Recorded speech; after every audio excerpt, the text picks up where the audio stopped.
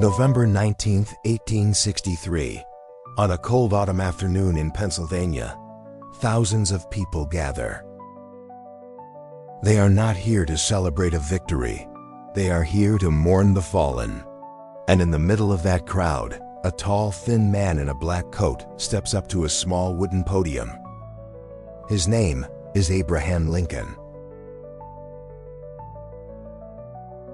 In less than 2 minutes, with only 272 words, he will deliver one of the most powerful speeches in history. A speech that still speaks to us today, over 160 years later. In 1863, the United States was at war with itself. The Civil War was raging between the Union in the North and the Confederacy in the South. The fight was not just about territory, it was about the very soul of the nation. Could a country built on the idea that all men are created equal survive, or would it tear itself apart? The Battle of Gettysburg had just taken place in July. It lasted 3 days. Over 50,000 men were killed, wounded, or went missing. Families were shattered. Towns were destroyed. By November, the Union wanted to honor those who had died. A new cemetery was being dedicated.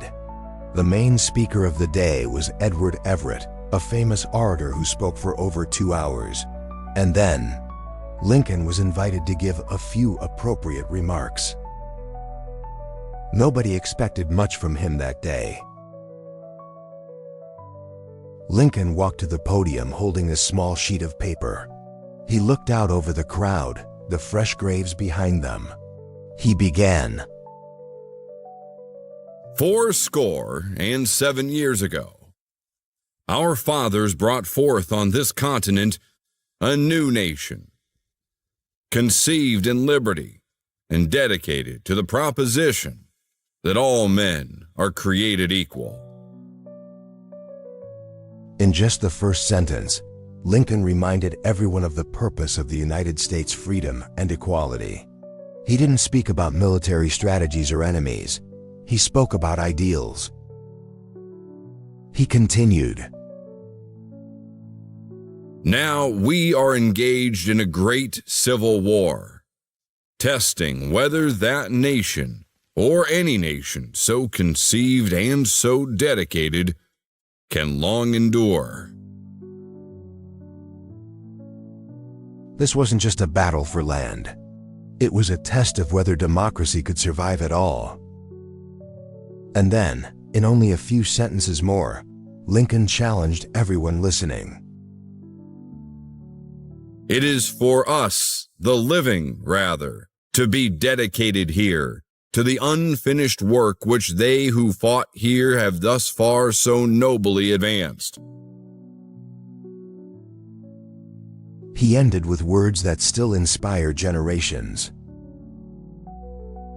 And that government of the people, by the people, for the people, shall not perish from the earth. When he stepped down, there was a brief silence. Some weren't even sure the speech had begun before it was over. But in the days that followed, the words spread, and they have never been forgotten. So why does this short speech matter so much? First, it was brief but powerful. Lincoln proved you don't need hours to inspire. In a world full of noise, sometimes the shortest message carries the deepest impact. Second, it spoke to higher values. He didn't use the moment to score political points.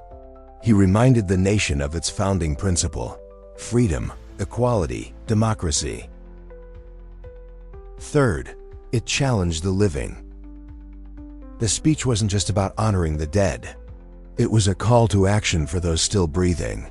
It is for us, the living, to be dedicated to the unfinished work. Even today, that's a lesson for us all. When life gets hard, when things seem broken, we have two choices. We can give up and say, "It's too hard." Or we can pick up the torch and keep going, You might be thinking, that's history. What does it have to do with me? The truth is, Lincoln's words are not just about war. They are about any struggle worth fighting for. Lesson 1. Remember your core values. In chaos, it's easy to forget why you started. Lincoln reminded the nation of its birth principles. In your own life, when challenges come, go back to your why. Lesson 2. Use words to build, not destroy. Lincoln could have used that speech to attack his enemies. Instead, he built unity. Your words can either close doors or open them. Choose them wisely. Lesson 3. Your work is never finished. Lincoln said, "The unfinished work." Even when we reach one goal, there's always more to do. Growth is a lifelong mission. Lesson 4. Lead with humility. Lincoln didn't make himself the hero of the speech. He put the spotlight on others, the soldiers, the ideals, the people. True leadership is not about being seen. It's about lifting others up. So, what will your Gettysburg address be? No, you may never stand before thousands at a battlefield. But every day, you have the chance to inspire in your workplace, in your family, in your circle of friends. Your speech might not be in words. It might be in actions, in the way you show up for people, in the way you fight for what's right, even when it's hard. Lincoln's message is clear. The work of making the world better is never done. And it is up to the living to carry it forward. And that government of the people, by the people, for the people, shall not perish from the earth. Let those words echo in your life. Carry the torch, do the work, and leave something behind worth remembering.